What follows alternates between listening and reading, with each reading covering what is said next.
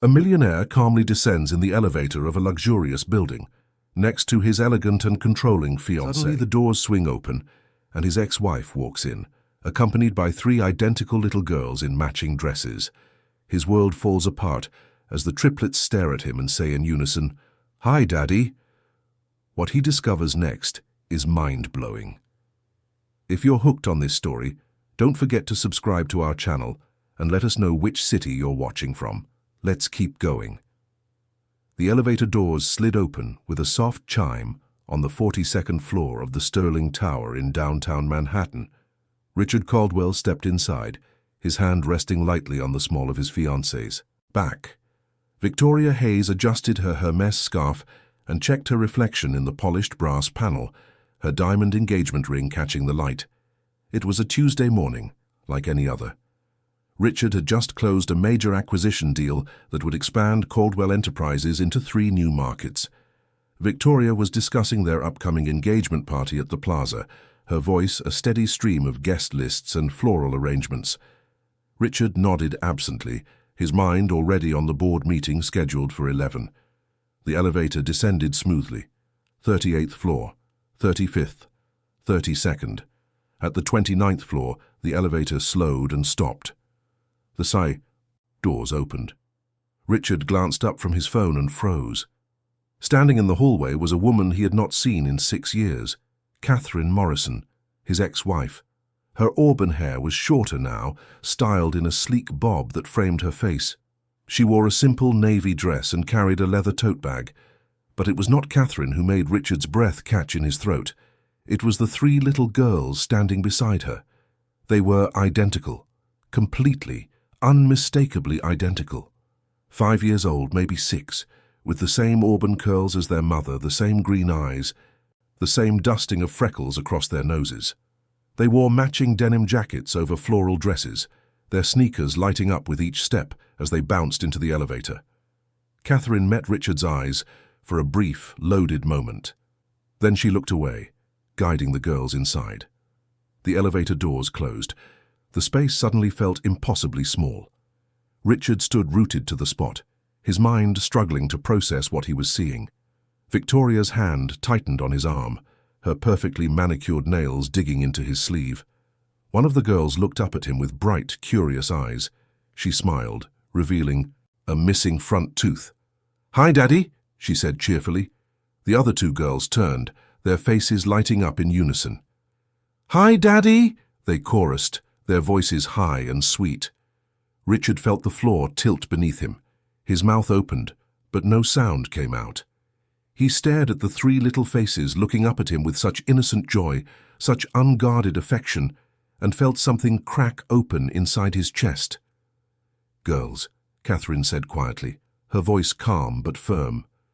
"Remember what we talked about?" "We know, Mummy," one of the girls said, tugging on Catherine's hand. "But we wanted to say hi." Victoria's grip on Richard's arm was now painful. He could feel her entire body rigid beside him, could sense the fury radiating from her like heat, but he could not look at her. He could not look away from the 3 little girls. "I'm Emma," the girl with the missing tooth announced, pointing to herself. Then she pointed to her sisters. "That's Lily, and that's Sophie." "We're in kindergarten," Lily added proudly. "We go to PS 234. "I can read chapter books," Sophie said, her eyes wide. "Miss Anderson says I'm really good." Richard's heart hammered in his chest. He tried to speak, tried to form words, but his throat was closed tight.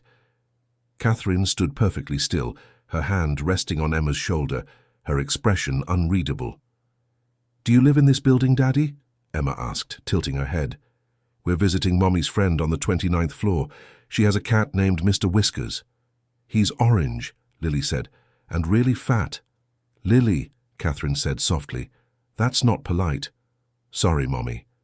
The elevator continued its descent. 24th floor, 20th floor. Each second stretched into an eternity. Richard could hear Victoria's breathing, sharp and controlled.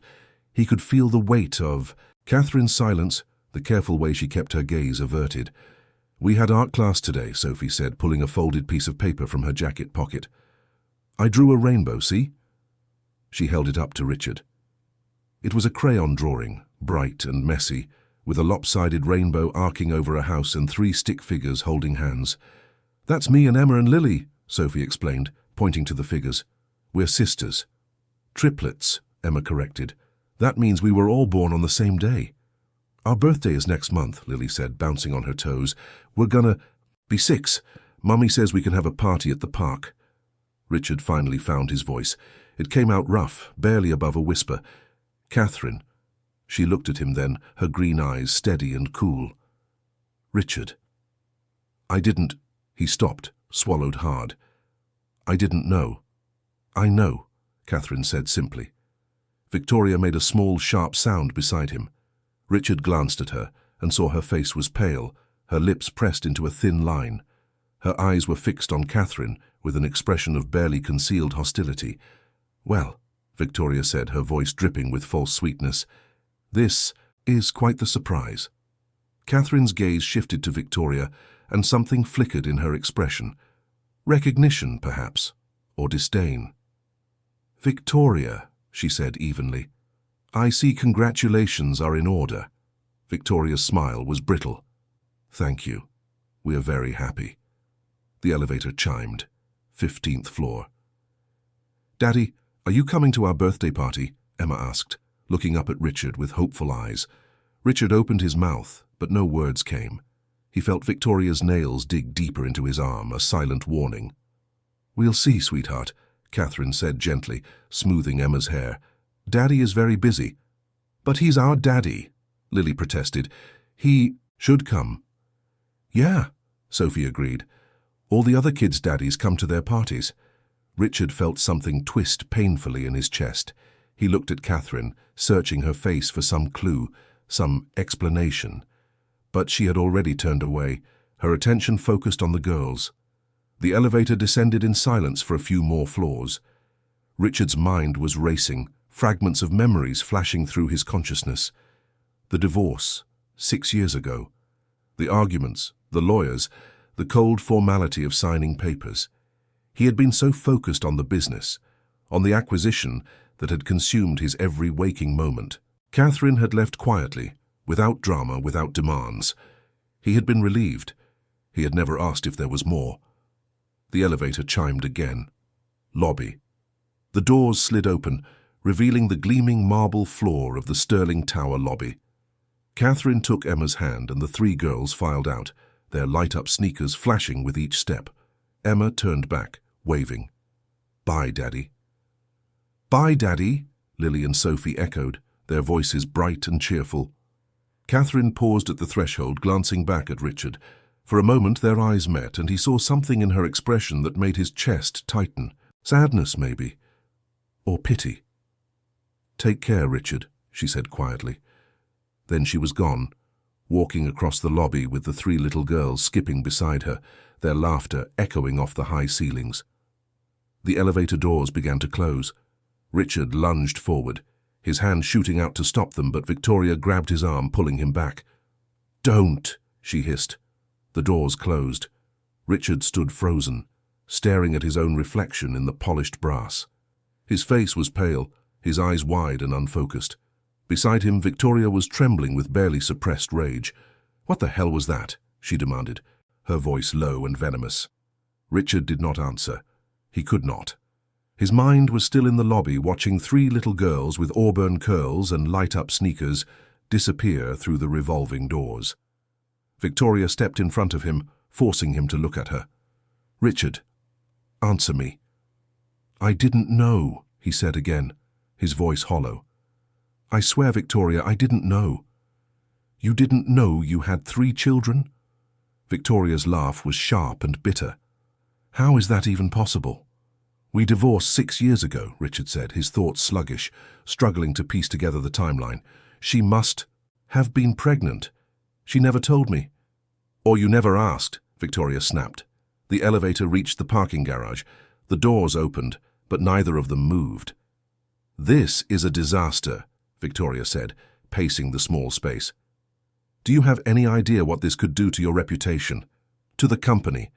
A viral video of this could destroy everything." Richard barely heard her. His mind was replaying the moment over and over. 3 little faces looking up at him, 3 voices calling him Daddy, 3 children he had never known existed. "We need to contain this," Victoria continued, her voice sharp and calculating. "We need to make sure Catherine understands that she cannot use this against you. We need lawyers, we need—" "Stop," Richard said quietly. Victoria froze, staring at him. "What?" "Just stop." Richard ran a hand through his hair, his chest tight. "I need to think." "Think?" Victoria's voice rose. "Richard, we don't have time to think. We need to act. Now." But Richard was already walking out of the elevator, his footsteps echoing in the concrete garage. He heard Victoria calling after him, her heels clicking sharply as she followed, but he did not stop. He reached his car and stood beside it, his hand on the door handle, staring at nothing. 3 daughters, 3 little girls who knew his face, who called him Daddy, who had invited him to their birthday party. 3 children he had abandoned without even knowing they existed. The weight of it crashed over him like a wave, and for the first time in years, Richard Caldwell felt completely, utterly lost. Victoria caught up to him, her face flushed with anger. "Richard, you need to get a grip. This is not the time to fall apart." He looked at her then, really looked at her, and saw a stranger. The woman he had built a life with, the woman he had proposed to in a carefully orchestrated moment at a 5-star restaurant, the woman who fit so perfectly into the image of success he had constructed, the woman who had been his mistress while he was still married to Catherine. "I need to go," Richard said, his voice distant. "Go where?"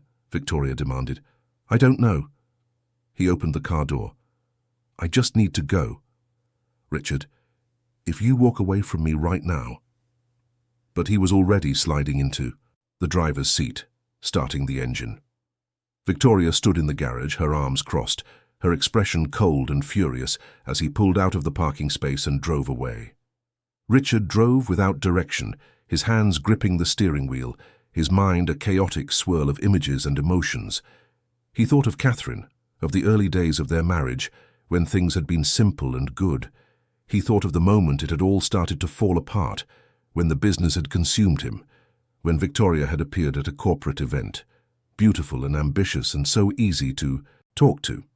He thought of the divorce papers, signed in a conference room with lawyers on both sides, Catherine's signature neat and final beside his own. He thought of 3 little girls with light-up sneakers, asking if he would come to their birthday party. By the time he pulled into the driveway of his penthouse in Tribeca, the sun was setting, casting long shadows across the city. Richard sat in the car for a long time, staring at the building that had never felt like home. His phone buzzed, a text from Victoria. "We need to talk. Now." He turned off the phone and got out of the car. Inside the penthouse, everything was exactly as he had left it. Sleek, modern, expensive, empty.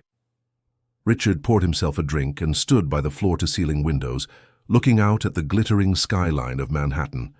Somewhere out there in one of those thousands of buildings were 3 little girls who carried his DNA, his name, his legacy, and he had missed every moment of their lives. The realization settled over him like a shroud, heavy and suffocating. He had built an empire, closed billion-dollar deals, earned the respect and envy of his peers, and he had lost everything that mattered. Richard set down his glass and pulled out his phone, turning it back on. He scrolled through his contacts until he found the name he was looking for, Catherine Morrison. His finger hovered over the call button. Then he put the phone down. Not yet, not like this. He needed to understand what had happened. He needed to know why Catherine had never told him. He needed to figure out how to fix this, if it could even be fixed. But most of all, he needed to figure out who he was, going to be now that everything he thought he knew about his life had been turned upside down. Richard stood at the window, alone in his empty penthouse, and for the first time in 6 years, he let himself feel the full weight of what he had lost. The days that followed were a blur of sleepless nights and fractured thoughts.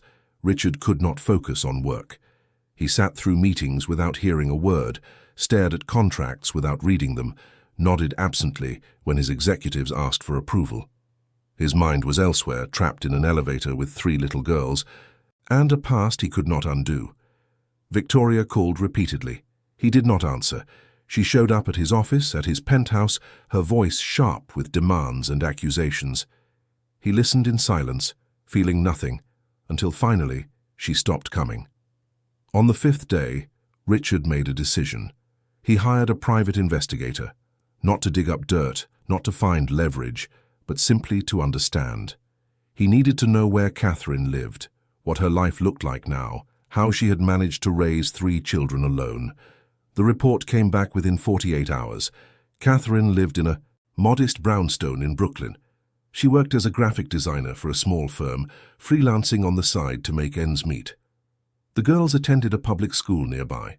They took dance classes on Tuesdays, had play dates in the park on weekends, lived a quiet, stable life.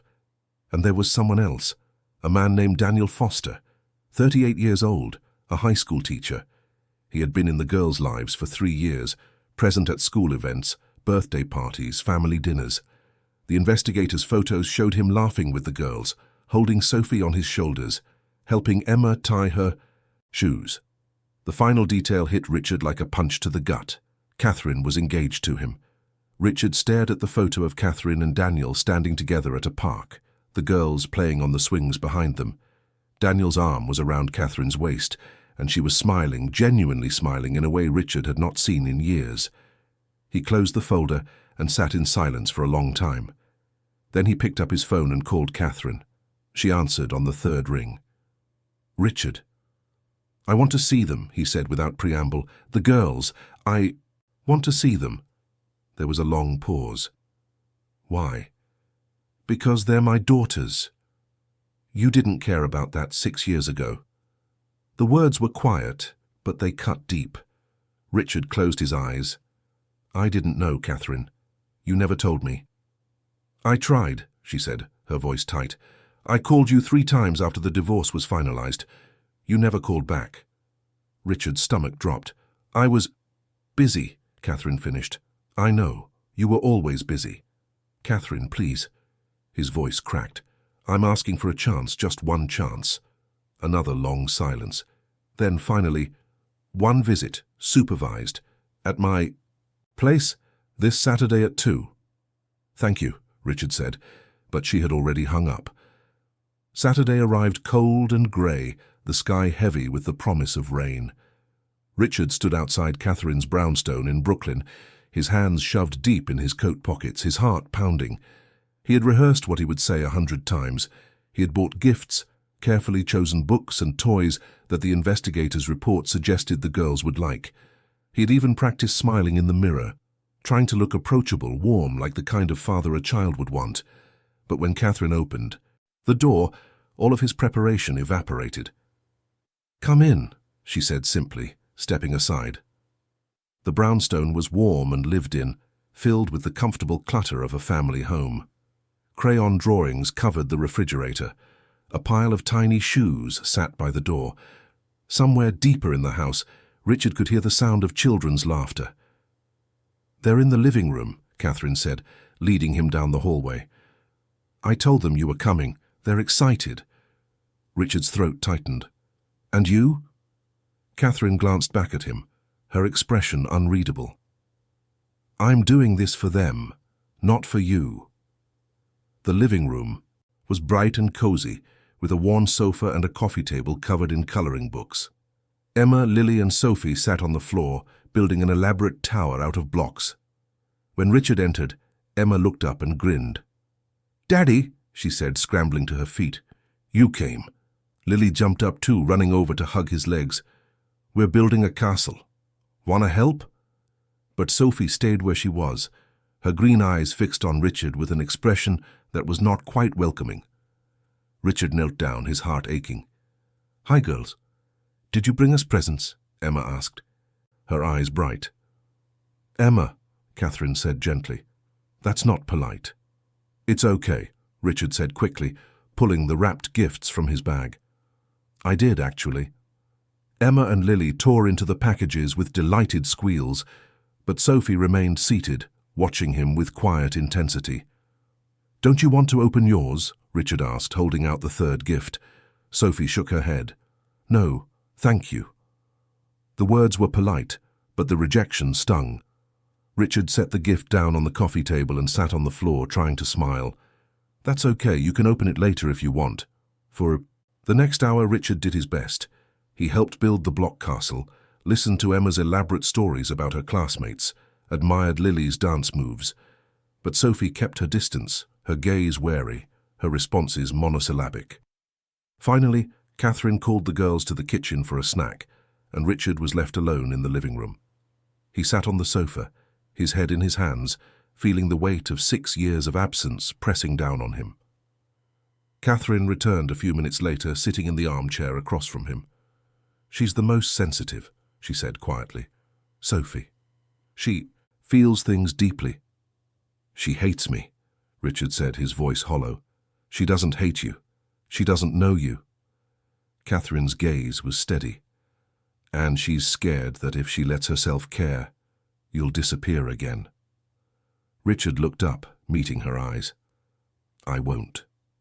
"You don't know that," Catherine said, "and neither do I." "I want to be in their lives, Catherine. I want to be their father." "You can't just decide that now, Richard. You can't show up after 6 years and expect everything to be fine." "I know." Richard's voice was raw. "I know I don't deserve it, but I'm asking anyway." Catherine was silent for a long moment, her expression conflicted. Then she sighed. "Their birthday is in 2 weeks. They're having a party at Prospect Park. You can come." "But Richard—" She leaned forward, her voice firm. "If you're going to do this, you have to be all in. No half measures, no disappearing when things get hard. These are children, not a business deal." "I understand," Richard said. "I hope you do," Catherine said quietly, "because if you hurt them, I will never forgive you." The birthday party was chaos in the best possible way. 20. Children running wild in the park, balloons tied to trees, a picnic table laden with cupcakes and juice boxes.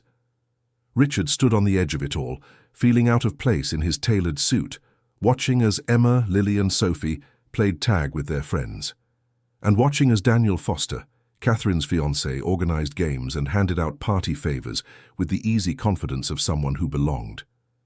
Richard had known Daniel would be there, but seeing him in person was different. He was tall and athletic, with an open, friendly face and a laugh that made the children gravitate toward him. He called the girls by affectionate nicknames, ruffled their hair, swung them around in circles. He was everything Richard was not. "You must be Richard," Daniel said, approaching with an outstretched hand. "I'm Daniel." Richard shook his hand, forcing a smile. "Nice to meet you." "The girls are excited you're here," Daniel said, his tone genuine. "They've been talking about you all week." Richard did not know what to say to that. He nodded, his chest tight. "Listen," Daniel said, his voice lowering. "I know this is complicated, but I want you to know. I'm not trying to replace you. I care about those girls and I want what's best for them. If that means making room for you, then that's what I'll do." The generosity of the statement made Richard feel even worse. "Thank you," he managed. Daniel clapped him on the shoulder and walked away, calling out to Sophie, who had climbed too high on the jungle gym. Richard stood alone, watching the man who had been a father to his daughters in all the ways that mattered, and felt the full weight of his failures. The party wound down as the sun began to set. Parents collected their children, and the park slowly emptied. Richard helped Catherine pack up the leftover cupcakes and fold the tablecloths, grateful for something to do with his hands. "Thank you for coming," Catherine said as they walked back to her car. "It meant a lot to them." "I wouldn't have missed it," Richard said. Catherine glanced at him, something softening in her expression. "I believe you." Over the next few weeks, Richard became a regular presence in the girls' lives. He picked them up from school on Wednesdays, took them to the park on Saturdays, attended their dance recital, and sat in the audience with his heart in his throat as they twirled across the stage. It was not easy. Sophie still kept him at arm's length, her smiles rare and hard-won. Lily asked difficult questions about why he had not been there before. Emma, the most forgiving, sometimes looked at him with a sadness that broke his heart. But Richard kept showing up. He learned their favorite foods, their bedtime routines, the songs they liked to sing in the car. He learned how to braid hair, how to tie ballet shoes, how to read bedtime stories with the right voices for each character. And slowly, painfully, he began to understand what he had lost. But the past was not finished with him yet. One morning, Richard woke to find his phone flooded with notifications, emails, texts, missed calls. He opened his news app and felt his blood run cold. The video had gone viral. Someone in the Sterling Tower elevator had recorded the encounter. The footage was grainy but clear enough. Richard's shocked face, Victoria's icy glare, 3 little girls calling him daddy. Catherine's calm, dignified silence. The headlines were brutal. Billionaire CEO discovers secret triplets in elevator. Encounter. Richard Caldwell's hidden family exposed. Caldwell Enterprises founder faces public scandal. Richard's phone rang, his PR team, his lawyers, his board of directors. He ignored them all and called Catherine. "I'm so sorry," he said when she answered. "I'm so sorry." "I know," Catherine said, her voice tired. The girls' school called. Reporters showed up at the gate. Richard felt sick. "I'll fix this. I'll make it go away." "You can't make it go away, Richard. It's already out there." "Then I'll protect you, all of you. I'll hire security. Richard, stop." Catherine's voice was firm. "We don't need your money. We need you to be present, to be steady. Can you do that?" Richard closed his eyes. "Yes." "Then do it," Catherine said, and hung up. The scandal consumed the media cycle for days. Richard's company stock took a hit. Investors demanded answers. The board called an emergency meeting, and in the middle of it all, Victoria reappeared. She showed up at his office unannounced, her expression cold and calculating. "We need to talk." "There's nothing to talk about," Richard said, not looking up from his desk. "I can make this go away," Victoria said. "I have contacts. I can spin this, control the narrative." "I don't want you to spin it," Richard said. "I want you to leave." Victoria's eyes narrowed. "You're throwing away everything we built for 3 children you didn't even know existed a month ago." "Yes," Richard said simply. "I am." "You're a fool," Victoria spat. "Probably," Richard agreed. "But I'm done being the man I was when I was with you." Victoria stared at him for a long moment, then turned on her heel and left. Richard thought that was the end of it. He was wrong. 2 days later, Catherine called him, her voice shaking with fury. "Did you know?" "Know what?" Richard asked, alarmed. "Did you know that Victoria came to see me?" Richard's stomach dropped. "What?" "She offered me money," Catherine said, her voice tight.